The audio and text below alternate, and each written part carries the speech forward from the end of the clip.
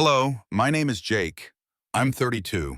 I work as a carpenter, mostly custom furniture and home renovations, and I live in the same small town where I grew up. It's the kind of place where everyone knows everyone, where your third grade teacher still waves at you from her porch, and where your mother's friends have watched you grow up from scraped knees to whatever version of adulthood you've managed to cobble together. I was sitting at my mother's kitchen table on a Tuesday evening in October, the kind of night where the air carries the first real bite of winter, and the leaves outside her window have turned that deep amber that makes everything look like it's glowing from within. Mom had invited me over for dinner, which wasn't unusual. What was unusual was that she'd also invited Lisa, her friend from the book club she joined after Dad passed away.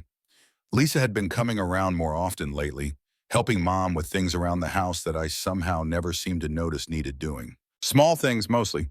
Organizing the pantry, helping her sort through old photo albums. The kind of gentle, patient work that requires a different kind of attention than I'm good at giving. I'd met Lisa a handful of times before, always in passing. She was probably in her early 50s, with graying brown hair that she wore pulled back in a way that looked effortless, but probably wasn't, and eyes that seemed to take in more than they let on. She had the kind of face that you might not notice in a crowd, but once you really looked at her, you found yourself wanting to keep looking. Tonight felt different, though I couldn't put my finger on why. Maybe it was the way she'd asked me about my work with genuine curiosity, or how she'd listened when I explained the difference between mortise and tenor joints versus dowel joints, nodding like it actually mattered to her. Most people's eyes glaze over when I start talking about wood grain and joinery techniques. Jake makes the most beautiful pieces, Mom was saying, clearing away our dinner plates. You should see the dining table he made for the Hendersons, cherry wood with these incredible curved legs. I felt my face warm. It wasn't that special, Mom. Don't be modest, Lisa said, and there was something in her voice that made me look up. She was watching me with an expression I couldn't quite read. I'd love to see your work sometime. I've been thinking about having some custom shelving made for my living room. The conversation continued, moving from my work to Mom's garden to the book club's latest selection. But I found myself distracted by the way Lisa's hands moved when she talked, graceful and deliberate, and by the way she seemed to really listen to whatever was being said, as if every word mattered. After we'd finished the apple pie Mom had made and the dishes were cleared away, we moved to the living room. Mom settled into Dad's old recliner, which she'd finally started using regularly, and Lisa and I ended up on the couch. Not quite close enough to touch, but near enough that I could catch the faint scent of her perfume, something light and floral that reminded me of the jasmine that grew along Mom's back fence. The conversation had turned to travel, sparked by a photograph on Mom's mantle from the trip she and Dad had taken to Ireland before he got sick. Lisa mentioned that she'd always wanted to visit Scotland, and I found myself telling her about a documentary I'd watched about traditional Scottish woodworking techniques and how they'd influenced some of the furniture styles that had eventually made their way to America. You really love what you do, she said, and it wasn't a question. I guess I do, I said. There's something about working with wood that just makes sense to me. Every piece has its own personality, its own grain pattern, its own way of wanting to be shaped. You can't force it. You have to listen to what it's telling you. She nodded, and I had the strange feeling that she understood exactly what I meant, even though we were talking about completely different things. It was getting late, and Mom had started doing that thing where she yawns and stretches, but doesn't actually say she's tired, waiting for one of us to suggest that maybe it's time to call it a night. But neither Lisa nor I seemed ready to break up the conversation. We'd moved on from woodworking to books, and from books to music, and from music to the way the town had changed over the years. Do you remember the old Miller place? Lisa asked. The house with the wraparound porch on Elm Street.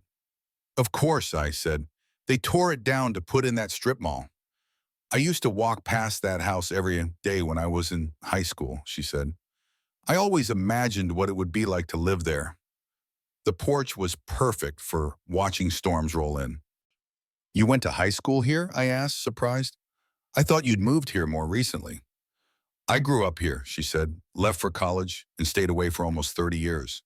Only came back after my divorce was finalized. There was something in the way she said it, matter of fact but with an undertone of something deeper, that made me want to ask more questions. But before I could figure out how to do that without prying, Mom spoke up. Lisa, didn't you say you knew the Hendersons when you were younger?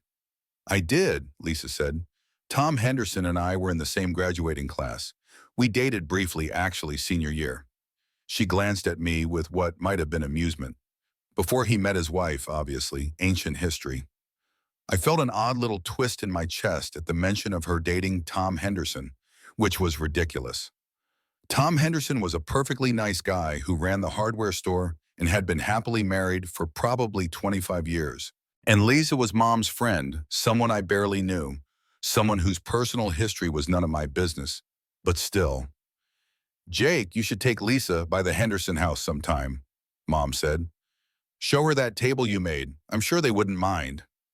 Oh, I wouldn't want to impose, Lisa said quickly. It wouldn't be imposing, I found myself saying. Tom's always happy to show off that table. He acts like he made it himself. Lisa laughed and the sound was warm and genuine. Well, if you're sure they wouldn't mind.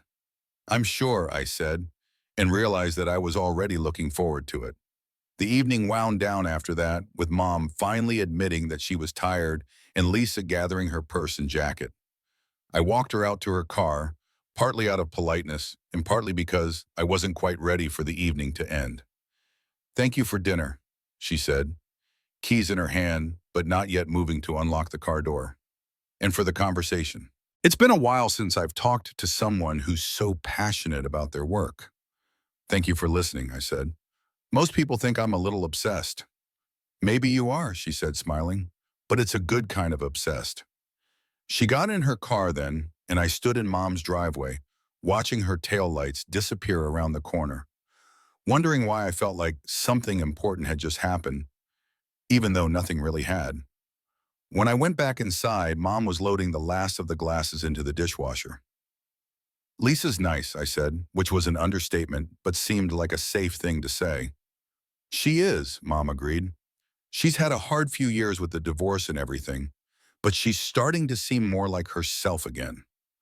I wanted to ask what she meant by that, what Lisa had been like before, but something held me back. Instead, I kissed Mom goodnight and drove home to my small house on the other side of town, thinking about Jasmine and the way Lisa's eyes had lit up when I talked about the grain in Cherrywood. The next morning, I found myself thinking about her while I worked on a set of kitchen cabinets for a client across town. I kept remembering the way she'd ask questions about my work, not just polite questions, but real ones, like she actually wanted to understand the process. And I kept thinking about what she'd said about the Miller place, about imagining what it would be like to live there. I'd driven past that house countless times when I was younger, but I'd never really thought about it as a place where someone might dream of living. Now I have found myself wondering what other places in town held memories for her, what other stories she might have about the years before she left and the years she'd been away. It occurred to me that I could call Tom Henderson, ask if it would be all right to bring someone by to see the table. It would be a perfectly reasonable thing to do. Tom was proud of that table, and he'd be happy to show it off, and Lisa had seemed genuinely interested. I made the call during my lunch break. Tom was enthusiastic, as I'd expected, and suggested that Saturday afternoon would be perfect.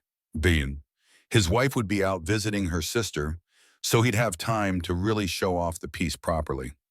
Bring her by, he said, and tell her I'll have coffee ready.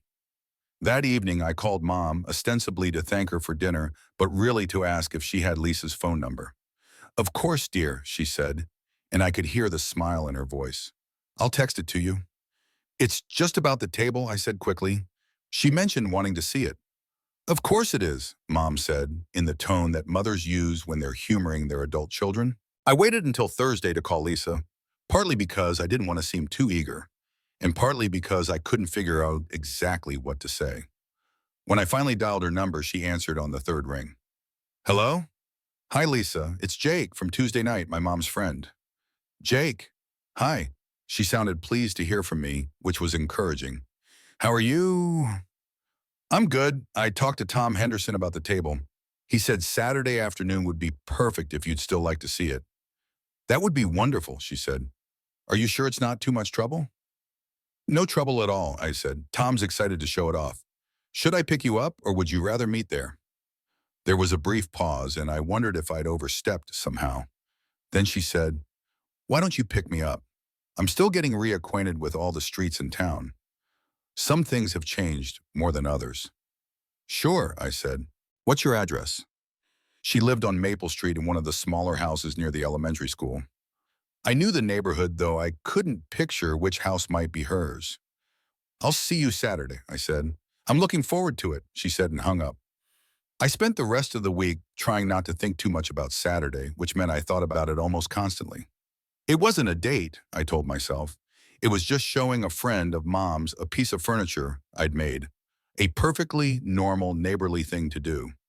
But I found myself paying more attention to what I wore on Saturday morning, choosing a clean button-down shirt instead of my usual weekend t-shirt, and making sure my truck was clean inside and out.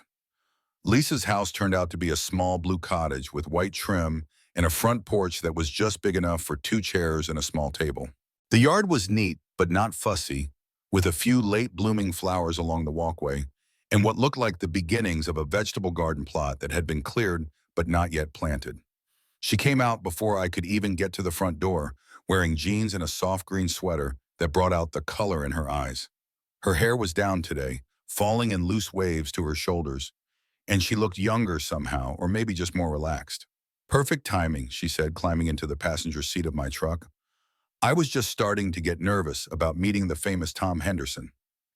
He's not famous, I said, starting the engine. Just enthusiastic. Your mom talks about him like he's some kind of local celebrity.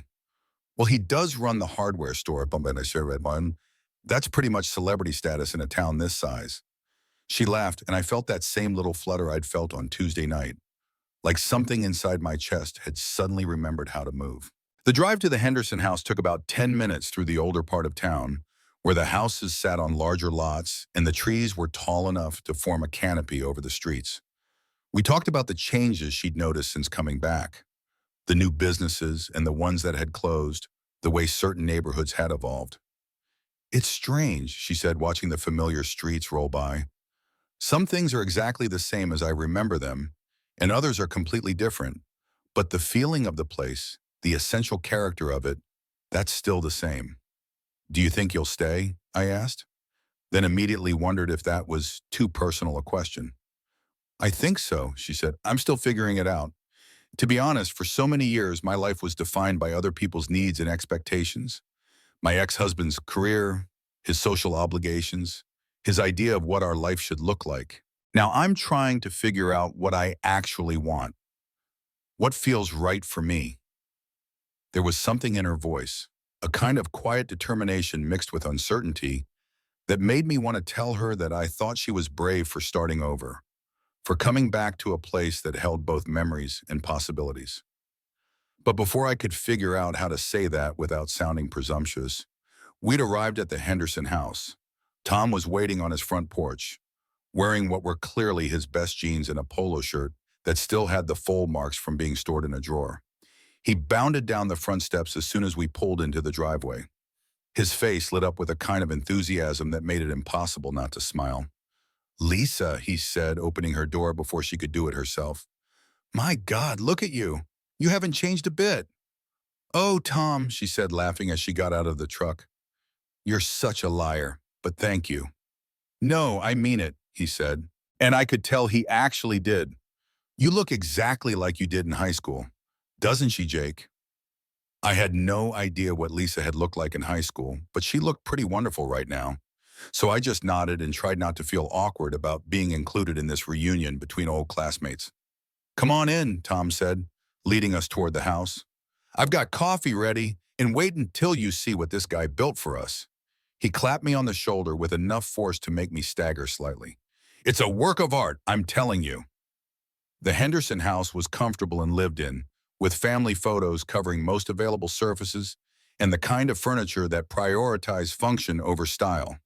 But in the dining room, positioned perfectly to catch the afternoon light from the large window that faced the backyard, was the table I'd built for them.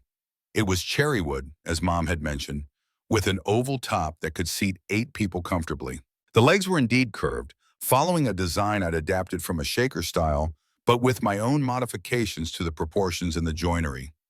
The wood had aged beautifully, deepening to a rich reddish brown that seemed to glow in the sunlight.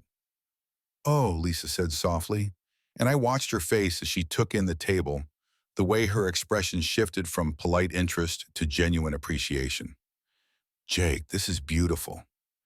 She moved closer, running her hand along the smooth surface of the tabletop, then crouching down to examine the curved legs and the way they joined to the apron beneath the table. "The grain is incredible," she said. "And these joints? How do you even do this?"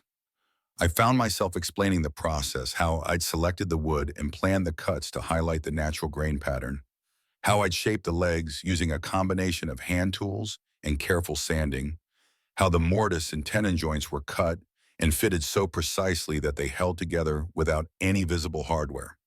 Tom jumped in with his own commentary, describing how carefully I'd measured the room and designed the table to fit the space perfectly, how I'd insisted on bringing the pieces over in sections and assembling it in place to make sure everything lined up correctly. "He wouldn't let me pay him until I'd lived with it for a month," Tom said. "Can you believe that? He wanted to make sure we were completely satisfied before he'd take his money." "That's just good business," I said, feeling embarrassed by the praise. "That's integrity," Lisa said quietly, still examining the joinery. "You don't see craftsmanship like this very often anymore." We spent another hour at the Henderson house, drinking Tom's coffee and listening to him tell the stories about high school that made Lisa laugh and shake her head in mock embarrassment. I learned that she'd been in the drama club, that she'd played Emily in the senior class production of Our Town, and that she'd been accepted to 3 different colleges but had chosen the one farthest from home because she'd wanted to see what the world looked like beyond the borders of our small town. "I was so eager to leave," she said when Tom had gone to the kitchen to refill our coffee cups. "I thought staying here would mean giving up on all my dreams, settling for less than I was capable of." "And now?" I asked. "Now I'm wondering if maybe I had it backwards," she said. "Maybe the dreams I thought I needed to chase were just distractions from the things that actually matter." Tom returned with fresh coffee and more stories, and the conversation moved on to other topics. But I found myself thinking about what she'd said, about dreams and distractions and the things that actually matter. When we finally left the Henderson house, Tom walked us out to the truck, still talking enthusiastically about the table and insisting that Lisa come back anytime to see it again. "He's exactly the same as he was in high school," Lisa said as we drove away. "Enthusiastic about everything, generous to a fault, completely without guile." "He's a good guy," I agreed. "The kind of person who makes you want to be better than you are." "Yes," she said. "Exactly." We drove in comfortable silence for a few minutes, and then Lisa asked if I'd mind making a small detour. "I'd like to drive past the old Miller place," she said. "Or what's left of it. I know it's silly, but I keep thinking about it." The strip mall that had replaced the Miller house was typical of its kind. A long, low building with a parking lot that just seemed too big for the handful of businesses it served. There was a chain pizza place, a nail salon, a store that sold phone accessories, and 2 empty storefronts with "for lease" signs in the windows. I pulled into the parking lot and stopped the truck where the house might have stood, though it was impossible to tell exactly. "It's completely gone," Lisa said, looking around. "I know I shouldn't be surprised, but somehow I expected there to be some trace of it left. A tree or part of the foundation or something." "Progress," I said, though the word felt hollow. "I used to imagine living in that house," she said. "Not just as a teenager, but later too. When I was married and living in the city, when things got difficult, I'd close my eyes and picture myself on that wraparound porch, watching a storm roll in over the fields beyond town. It was my escape, my safe place." She was quiet for a moment, looking out at the strip mall with an expression that was hard to read. "It's strange how we attach so much meaning to places," she said finally. "How a building can hold our dreams, even after it's gone." I thought about my own relationship with places, with the workshop behind my house where I spent most of my time, with the house itself that I'd bought and was still slowly renovating. I thought about the way certain spaces could feel like home and others could feel like exile, and how sometimes the difference had less to do with the place itself than with what you brought to it. Maybe the porch was never really about the house, I said. Maybe it was about the feeling of having a place where you belonged, where you could watch the world go by without having to be anything other than yourself. She turned to look at me, and there was something in her expression that made my chest tighten. Yes, she said softly. That's exactly what it was. We sat there for another minute or two, looking at the strip mall that had erased her childhood dream, and then I started the truck and drove her home. When I pulled into her driveway, she didn't immediately get out of the truck. Instead, she turned in her seat to face me. Thank you for today, she said, for showing me the table, for letting me drag you on a detour to see a parking lot, for understanding about the porch. Thank you for coming with me, I said. It was nice to have someone to share it with who actually understood what they were looking at. I'd love to see more of your work sometime, she said, if that would be all right. I'd like that, I said, and realized I meant it more than I'd meant anything in a long time. She got out of the truck then, but before she closed the door, she leaned down to look at me through the open window. Jake, she said. Yeah? I'm glad your mom invited me to dinner the other night. Me too, I said. I watched her walk up the path to her front door. Noting the way she paused to deadhead a few flowers along the way, the way she turned to wave before disappearing inside. Then I sat in her driveway for a few more minutes, trying to understand what was happening to me. I dated, of course. I'd even been in love once with a woman named Sarah, who'd moved to town to teach at the elementary school and had moved away again when she decided that small-town life wasn't for her after all. And since then, I'd gone on a handful of dates with women I'd met through friends or work, but nothing had ever developed beyond a few pleasant evenings. This felt different. Lisa felt different, but she was also Mom's friend, and she was older than me, and she was recently divorced and probably not looking for anything complicated. All good reasons to be careful, to not read too much into a few conversations and a shared appreciation for handcrafted furniture. But as I drove home, I couldn't stop thinking about the way she'd looked at the table, the way she'd understood what I'd been trying to explain about working with wood, the way she'd trusted me enough to share her story about the Miller House porch. That night, I called Mom. How was your furniture tour? She asked, and I could hear the smile in her voice. Good, I said. Tom was in his element. Lisa seemed to enjoy it. I'm sure she did. She's always been interested in craftsmanship, in things that are made with oil and attention. Mom, I said, then paused, not sure how to ask what I wanted to ask. What is it, honey? What was Lisa like before? I mean, when she was younger. Mom was quiet for a moment, and I wondered if I'd overstepped somehow. She was bright, she said finally. Thoughtful. She had big dreams and the courage to chase them, but also a kind of gentleness that made everyone feel comfortable around her. She was the kind of person who remembered your birthday, who asked about your sick grandmother, who made you feel like what you had to say mattered. What happened with her marriage? Oh, honey, Mom sighed. That's not really my story to tell, but I will say that she gave up a lot of herself to make that marriage work, and it still wasn't enough.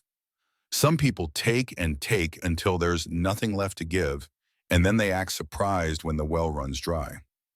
I thought about what Lisa had said about her life being defined by other people's needs and expectations, about trying to figure out what she actually wanted now. She's been through a lot, Mom continued, but she's stronger than she knows. She's starting to remember who she used to be before she learned to make herself smaller to fit into someone else's idea of what she should be. After I hung up, I sat on my back porch with a beer, looking out at the workshop where I'd spent the better part of the last decade learning to shape wood into something useful and beautiful. I thought about what Mom had said about Lisa remembering who she used to be, and I wondered what that process looked like, how you went about reclaiming parts of yourself that you'd lost or given away. I thought about my own life, about the choices I'd made and the ones I'd avoided making. I'd stayed in the town where I'd grown up, learned a trade that connected me to something tangible and lasting, built a small business that allowed me to work with my hands and see the direct results of my efforts. It wasn't a dramatic life, but it was mine, and most of the time that felt like enough. But sitting there in the gathering darkness, thinking about Lisa's smile and the way she'd run her hand along the surface of the table I'd made, I found myself wondering if maybe there was room in my quiet life for something more. The next few weeks fell into a pattern that felt both natural and significant. Lisa started stopping by Mom's house more often, and somehow I always seemed to be there too. We'd have dinner or coffee or sometimes just sit on Mom's front porch, talking about books or current events or the small dramas of small town life. I learned that Lisa was working part-time at the public library, helping with their digitization project and organizing reading programs for kids. She'd been a librarian before her marriage, she told me, and was thinking about going back to school to update her credentials. I forgot how much I love it, she said one evening as we sat on Mom's porch swing, watching the sun set behind the maple trees that line the street. The quiet satisfaction of helping people find exactly what they're looking for, even when they're not sure what that is. Sounds familiar, I said, thinking about my own work, about the way clients would sometimes come to me with only the vaguest idea of what they wanted and how part of my job was helping them discover what would actually serve their needs. Does it? She asked, turning to look at me. I suppose it does. We're both in the business of helping people figure out what they really want, aren't we? And then making it real, I said. And then making it real, she agreed. These conversations were becoming important to me in a way that felt both thrilling and terrifying. I found myself looking forward to them all week, planning things I might want to share with her, storing up small observations and thoughts that I wanted to hear her perspective on. I was falling for her, I realized. Not the desperate, consuming kind of falling that I remembered from my 20s, but something steadier and more grounded. I was falling for her intelligence and her kindness, for the way she listened with her whole attention, for the way she seemed to see possibilities in things that other people overlooked. But I wasn't sure what to do about it, or even if I should do anything about it. The age difference didn't bother me, but I wasn't sure how she felt about it. And there was the fact that she was still recovering from her divorce, still figuring out what she wanted from this new phase of her life. So I waited and I watched, and I tried to be the kind of friend she seemed to need while hoping that maybe, eventually, she might want something more. The opportunity came when Lisa mentioned that she was thinking about having those shelves built for her living room. I've been looking at the space, she said, trying to figure out exactly what would work best, but I'm having trouble visualizing it. I could come take a look, I offered, trying to sound casual, give you some ideas about what might work. Would you? That would be wonderful. We arranged for me to stop by the following Saturday morning. I spent the week sketching possible designs, though I realized I was probably getting ahead of myself since I hadn't even seen the space yet. Lisa's house was even more charming on the inside than it was from the street. The rooms were small but well-proportioned, with original hardwood floors and built-in details that spoke to the care with which the house had been constructed. She'd furnished it simply but thoughtfully, with pieces that looked comfortable and well-used rather than showy. The living room faced east, with large windows that let in the morning light. One wall was dominated by a brick fireplace, and the opposite wall was where she wanted the shelves. I have so many books, she said, gesturing to the boxes that were stacked along the wall. I had to put most of them in storage when I moved here, and I've been living out of boxes ever since. I keep meaning to unpack them, but without proper shelves, there's nowhere to put them. I measured the wall and made notes about the ceiling height, the placement of electrical outlets, the way the light fell across the space at different times of day. But I also found myself paying attention to the books she had unpacked, the few that sat on her coffee table and the small bookshelf in the hallway. Poetry, literary fiction, books about art and architecture, a few gardening guides, a well-worn copy of Our Town that I suspected might be from her high school days. You have good taste in books, I said. Thank you. Reading has always been my escape, my way of traveling without leaving home. During the worst parts of my marriage, books were sometimes the only thing that kept me sane. There was something in the way she said it that made me want to ask more questions. But I also sensed that she'd shared as much as she was comfortable sharing, at least for now. Instead, I focused on the shelves, sketching out a few different options and explaining the pros and cons of each approach. Built-in shelves that would look like they'd always been part of the room, but would be more expensive and time-consuming.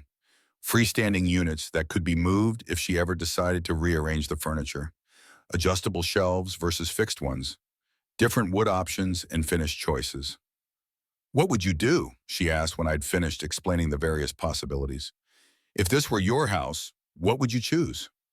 I looked around the room again, taking in the proportions and the light and the way she'd arranged her furniture. "Built-ins," I said. "Cherry wood to match your floors with adjustable shelves and maybe a few fixed shelves for display. I'd design them to look like they've always been here, like they're part of the original architecture of the house." "That sounds perfect," she said, "but also expensive." "Let me work up an estimate," I said. "I think I can do it for less than you might expect." What I didn't say was that I was already planning to charge her barely more than the cost of materials, that I wanted to build these shelves for her, not because I needed the work, but because I wanted to create something that would make her happy, something that would help her feel more at home in this place she was still learning to call home. We spent another hour talking about details and possibilities, and then she offered to make lunch. We ate grilled cheese sandwiches and tomato soup at her small kitchen table, and the conversation drifted from books to travel to the changes that come with starting over in midlife. "I keep waiting to feel settled," she said. "Like I'm really here, really committed to this new life I'm building. But some days I still feel like I'm just visiting, like this is all temporary, until I figure out what I'm actually supposed to be doing." "Maybe that's normal," I said. "Maybe it takes time to trust that you're allowed to want what you want, especially if you've spent a long time wanting what other people told you to want." She looked at me across the small table, and there was something in her expression that made my heart beat faster. "You're very wise for someone so young," she said, and there was a teasing note in her voice that took any sting out of the reference to our age difference. "I'm not that young," I said. "No," she said.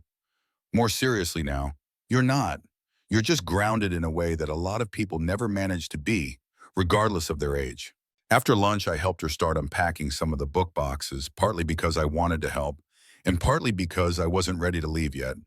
We worked in comfortable silence, sorting books into rough categories and stacking them on the floor where the shelves would eventually go. "Jake," she said as we were nearing the bottom of the third box. "Yeah? Can I ask you something personal?" "Sure. Are you happy with your life? I mean, with the choices you have made?" It was a bigger question than it seemed on the surface, and I thought about it for a moment before answering.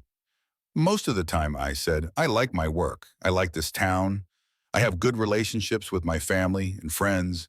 But sometimes I wonder if I've been too cautious, too willing to accept good enough instead of reaching for something more." "What would something more look like?" I glanced at her, kneeling on the floor, surrounded by books, her hair falling across her face as she sorted through a stack of poetry collections. And I thought that something more might look exactly like this moment, like the possibility of building a life with someone who understood the value of quiet contentment, but also believed in the importance of dreams. "I'm still figuring that out," I said. That afternoon, I went home and started designing her shelves in earnest. Not just functional storage, but something beautiful, something that would honor the books she loved and the space she was creating for herself. I sketched and resketched, played with proportions and details, imagined how the wood grain would flow across the various components. It was the kind of project that excited me, not just because of the technical challenges, but because of what it represented. I was building something for someone I cared about, something that would become part of her daily life, something she would see and touch and use for years to come. I started work on Lisa's shelves, beginning with the careful selection of the cherry boards that would become the main structure. I spent hours at the lumberyard examining grain patterns and checking for defects, choosing pieces that would complement each other when they were assembled into a cohesive whole. The work itself was meditative, requiring the kind of focused attention that left no room for anxiety or second guessing. Each joint had to be cut precisely, each measurement checked and double-checked. The wood had to be shaped gradually, patiently, allowing the natural characteristics of the material to guide the process.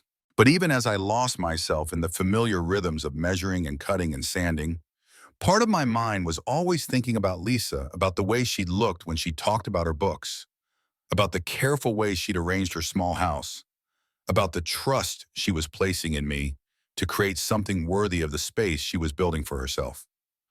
I found myself working later into the evenings than usual, not because I was in a hurry, but because I didn't want to stop.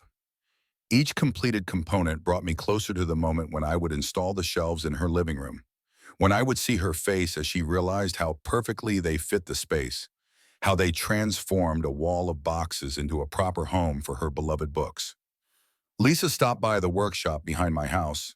I heard her car in the driveway and looked up from the router table where I was cutting dados for the adjustable shelf supports. "I hope you don't mind me dropping by unannounced," she said, stepping through the open door of the workshop. I was driving past and saw the lights on. "I don't mind at all," I said, switching off the router and brushing sawdust from my hands. "Perfect timing, actually. I was just thinking about taking a break." She looked around the workshop with the same careful attention she'd given to Tom Henderson's dining table, taking in the hand tools hanging on the walls, the lumber racks, the half-finished projects in various stages of completion. "This is wonderful," she said. "It's like a craftsman's cave. Everything in its place and a place for everything." "It's taken me years to get it organized the way I want it," I said. "But now I know where everything is, even in the dark." She moved closer to the workbench where the components for her shelves were laid out, running her fingers along the smooth cherry surfaces. "They're beautiful," she said softly. "Even more beautiful than I imagined." "They're not finished yet," I said.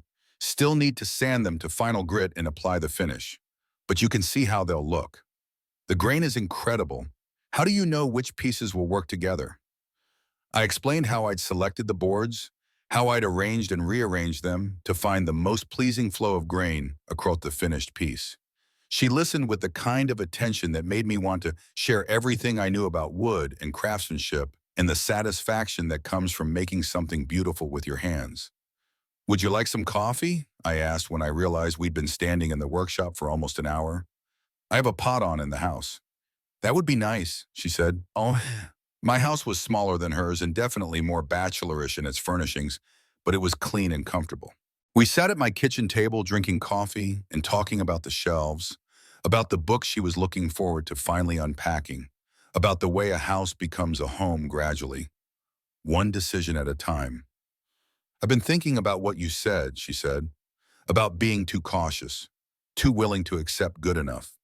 Yeah, I think I've spent most of my adult life being cautious, making safe choices, avoiding risks, trying to be the person I thought other people wanted me to be." She paused, looking down at her coffee cup. "But lately I've been wondering what would happen if I stopped being so careful all the time." There was something in her voice, a kind of quiet intensity that made me look at her more closely. She met my eyes, and for a moment the air between us felt charged with possibility. "What would that look like?" Well, I asked. "I'm not sure," she said, "but I think it might start with admitting that I'm attracted to someone I probably shouldn't be attracted to." My heart started beating faster. "Why shouldn't you be?" "Because he's younger than me.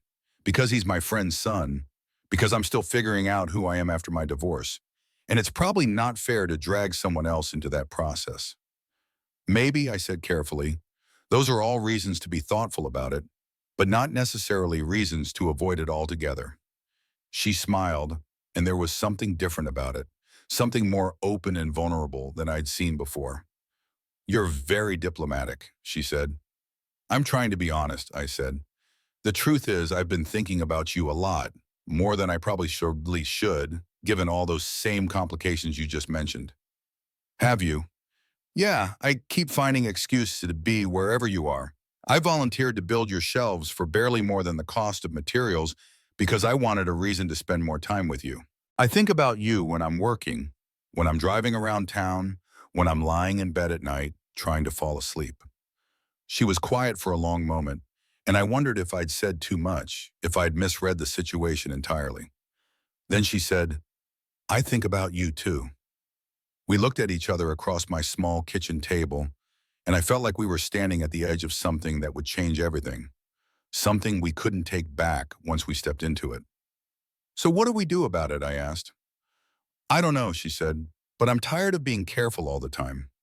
She reached across the table and took my hand, her fingers warm and soft against mine. "Maybe we could start with this," she said, "and see what happens.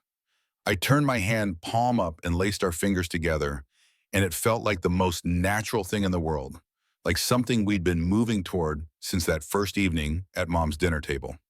I'd like that, I said. We sat there for a while, holding hands across the table, talking about what this might mean, what we were both hoping for and worried about. The conversation was careful and honest, full of the kind of tentative vulnerability that comes with admitting you want something you're not sure you're allowed to have. When she finally left that evening, she kissed me goodbye. Just a soft, brief kiss on the front porch of my house. But it felt like a promise, like the beginning of something that had been waiting patiently for both of us to be ready. The next few weeks were a delicate dance of getting to know each other in this new context, of figuring out how to be together without rushing or pushing or demanding more than either of us was ready to give. We went on our first official date to dinner at the Italian restaurant on Main Street, the kind of place where everyone knows everyone, and our being there together would definitely be noticed and discussed. But we decided that we didn't want to sneak around, didn't want to treat what was happening between us like something to be ashamed of. The conversation over dinner was easy and comfortable, ranging from books to travel to our different perspectives on small town life. She told me more about her years away, about the career she'd built and then abandoned, about the slow process of recognizing that her marriage had become something that diminished rather than supported her. I told her about my own journey, about choosing to stay in the town where I'd grown up, about building a business that allowed me to work with my hands and see the direct results of my efforts, about the satisfaction of creating something useful and beautiful, something that would outlast the person who made it. You're lucky, she said, to have found work that feels like a calling rather than just a job. I think you're finding that too, I said, with the library work, with figuring out what you want this next phase of your life to look like. Maybe, she said, I'm still learning to trust my own instincts, to believe that what I want matters as much as what everyone else thinks I should want. After dinner, we walked through downtown, past the shops that were closing up for the evening and the restaurants that were just hitting their stride. It was the kind of mild evening that feels like a gift, warm enough to walk without jackets, clear enough to see the stars beginning to appear in the darkening sky. I love this time of year, Lisa said, as we paused in front of the old movie theater that had been converted into a community center. Everything is settling down for winter, but there's still this sense of possibility in the air. Is that what this feels like to you? I asked. Possibility? Yes, she said, turning to look at me. Scary, wonderful possibility. I kissed her then, right there on Main Street where anyone could see us. And it felt like claiming something, like announcing to the world that we were choosing each other, despite all the reasons we could find not to. The following Saturday, I installed her shelves. It took most of the day, working carefully to ensure that everything lined up perfectly, that the built-ins looked like they'd always been part of the room. Lisa helped when she could, holding pieces in place while I marked screw locations, handing me tools, offering suggestions about the placement of the adjustable shelves. When we were finished, when the last screw had been driven and the last piece of trim had been nailed in place, we stood back and looked at what we'd created together. The shelves were beautiful, I had to admit. The cherry wood glowed in the afternoon light, and the proportions were exactly right for the room. But more than that, they looked like they belonged, like they'd been waiting for this particular wall in this particular house. Oh, Jake, Lisa said, and there were tears in her eyes. They're perfect.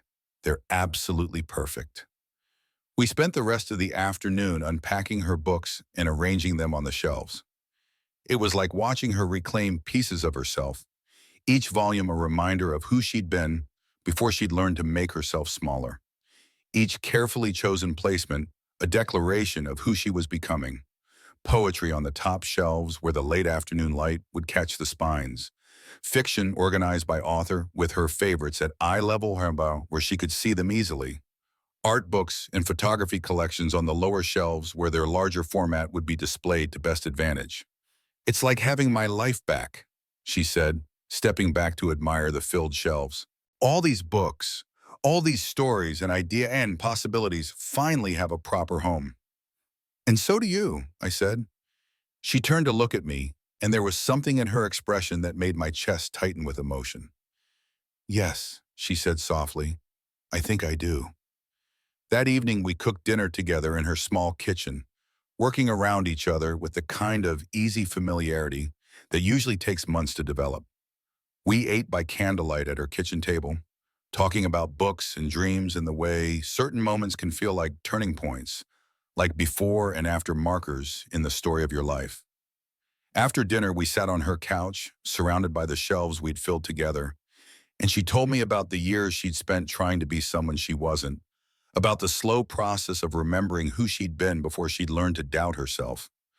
I used to write, she said. Poetry, mostly, but some short stories too. I was pretty good at it, or at least I thought I was, but my ex-husband thought it was a waste of time, a silly hobby that kept me from focusing on more important things. Do you still write? I've been thinking about starting again, being back here, having my books around me again. It's making me remember how much I loved it. You should, I said. You should definitely start writing again. Maybe I will, she said, and leaned against my shoulder. We stayed like that for a long time, comfortable in each other's presence, watching the fire I'd built in her fireplace, and talking about the future in the careful, hopeful way of people who are beginning to believe that good things might actually be possible. When I finally left that night, walking out to my truck under a sky full of stars, I felt like everything in my life had shifted slightly, like all the pieces had rearranged themselves into a new and better pattern. On a cold December evening, when the first real snow of the winter was falling outside, Lisa and I were having dinner at Mom's house. It had become a regular thing, the three of us gathering around Mom's kitchen table, sharing food and conversation, and the kind of comfortable domesticity that felt both familiar and new. Mom was telling a story about something that had happened at the book club, and Lisa was laughing at all the right places, and I was watching both of them and thinking about how lucky I was to have found my way into this particular version of happiness. Jake, Mom said as we were clearing the dinner dishes, would you mind getting the photo albums from the hall closet? I want to show Lisa some pictures from when you were little. Mom, I said, feeling my face warm. I'm sure Lisa doesn't want to see baby pictures. Actually, I'd love to, Lisa said, grinning at my obvious embarrassment. I bet you were adorable. So I found myself sitting on Mom's couch with Lisa, curled up next to me, and Mom in her chair, looking through albums full of pictures from my childhood and adolescence. There were photos from Little League games and school plays, from family vacations and Christmas mornings, from all the ordinary moments that make up a life. Oh my God, Lisa said, pointing to a picture of me at age 8, missing my 2 front teeth and grinning proudly at the camera while holding up a birdhouse I'd made in Cub Scouts. You were building things even then. That birdhouse was a disaster, I said. It fell apart the first time it rained. But you kept trying, Mom said. Even after that birdhouse failed, you kept wanting to build things, kept asking your father to teach you how to use his tools. Lisa turned the page and stopped at a picture of me from high school graduation, 17 years old and trying to look mature in my cap and gown. You look so young, she said softly. I was young, I said, younger than I thought I was anyway. She was quiet for a moment, studying the picture, and I wondered what she was thinking, whether the age difference between us was feeling more significant in this moment. Then she looked up at me, and there was something in her expression that I couldn't quite read. Jake, she said, you remind me of someone I miss too much. What do you mean? I asked. She was quiet for a long moment, and I could see her choosing her words carefully. When I was in college, she said finally, I dated someone who was kind and thoughtful and passionate about his work the way you are about yours. Someone who made me feel like the best version of myself. She paused, looking down at the photo album. His name was David, and I was completely in love with him. We talked about getting married, about building a life together, but I was young and scared and full of big dreams about seeing the world and having adventures. When I graduated, I had a job offer in New York, and David wanted to stay in our college town and teach high school. I thought I had to choose between love and ambition, and I chose ambition. What happened to him? I asked, though I wasn't sure I wanted to know. He married someone else a few years later. Someone who was smart enough to see what I'd been too scared to appreciate. They're still together, still happy, still living in that same college town. She smiled, but there was sadness in it. I used to wonder what my life would have looked like if I'd been brave enough to choose love instead of running towards something I thought I wanted more. And you think I remind you of him? Not just in looks, though there are similarities, but in the way you approach the world, the way you're grounded in what matters, the way you make me feel like I'm exactly where I'm supposed to be. I felt something shift inside my chest, something that was part gratitude and part fear. Lisa, I said carefully, I'm not him. I'm not someone you lost or left behind. I'm here now, and I'm not going anywhere. She looked at me for a long moment, and then she smiled. And this time there was no sadness in it. I know, she said. That's what makes this so wonderful and so terrifying at the same time. I have a second chance to choose love, to choose what actually matters instead of what I think I'm supposed to want. Mom had been quietly listening to this exchange, and now she cleared her throat gently. If I may, she said, I think you are both overthinking this. You care about each other. You make each other happy. You're both adults who are free to make your own choices. The rest is just details. Lisa laughed, and some of the tension in the room dissolved. Your mother is very wise, she said to me. She has her moments, I agreed. We stayed at Mom's for another hour, looking through more photo albums and talking about the ways people find their way to each other, the circuitous routes that love sometimes takes. When we finally left, driving through the snow to Lisa's house, the conversation continued. I want you to know, Lisa said as I walked her to her front door, that what I said about David, about you reminding me of him, it's not about replacing him or trying to recapture something that's gone. It's about recognizing something valuable when I see it and not being too scared to reach for it this time. And I want you to know, I said, that I don't care about the age difference or the complications or what anyone else might think. I care about you, about the life we could build together if we're both brave enough to try. She kissed me then, soft and warm despite the cold air. And when we broke apart, she was smiling. I think we're both brave enough, she said, standing there on her front porch with snow falling around us and the light from her living room window illuminating the shelves we'd built together. I felt like I was exactly where I was supposed to be, not because of fate or destiny or any of the grand romantic notions that people sometimes use to explain love, but because we'd both made choices that had led us to this moment, this possibility, this chance to build something real and lasting together. I love you, I said, the words coming out before I'd consciously decided to say them. I love you too, she said without hesitation, without fear, without any of the careful qualifications that might have accompanied such a declaration. We stood there for a moment longer, holding each other in the falling snow. And I thought about all the different ways a life can unfold, all the second chances and unexpected connections that can reshape everything you thought you knew about yourself and what you wanted.